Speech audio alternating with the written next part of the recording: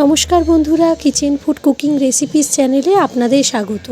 আজ আমি আপনাদের বানিয়ে দেখাবো লেমন রাইস। চলুন তাহলে শুরু করা যাক আজকের রেসিপি লেমন রাইস।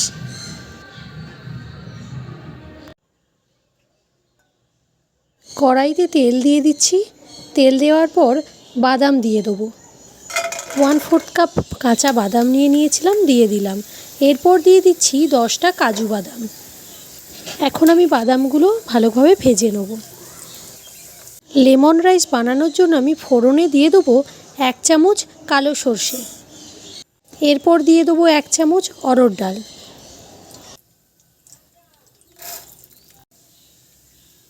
1 চামচ ছোলার ডাল দিয়ে দেবো। এরপর ফোড়নের জন্য দিয়ে দেবো 2টো কাঁচা লঙ্কা আর 2টো শুকনো লঙ্কা।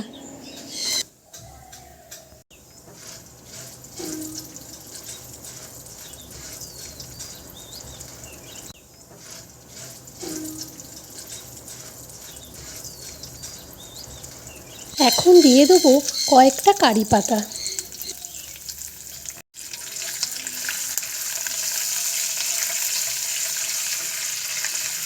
সব ফোড়নগুলো ভাজা হয়ে গেলে দিয়ে দেবো 1 চামচ হলুদের গুঁড়ো। বেশ কিছুক্ষণ ধরে সব উপকরণগুলোকে আমি নাড়াচাড়া করতে থাকবো।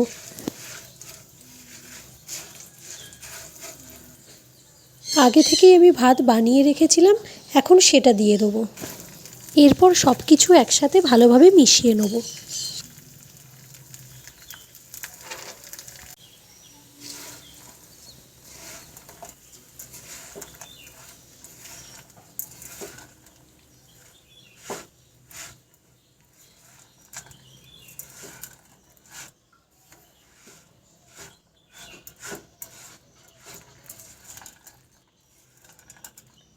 ভাতটা মেশানো হয়ে গেছে, পরিমাণ মতো আমি লবণ দিয়ে দেবো।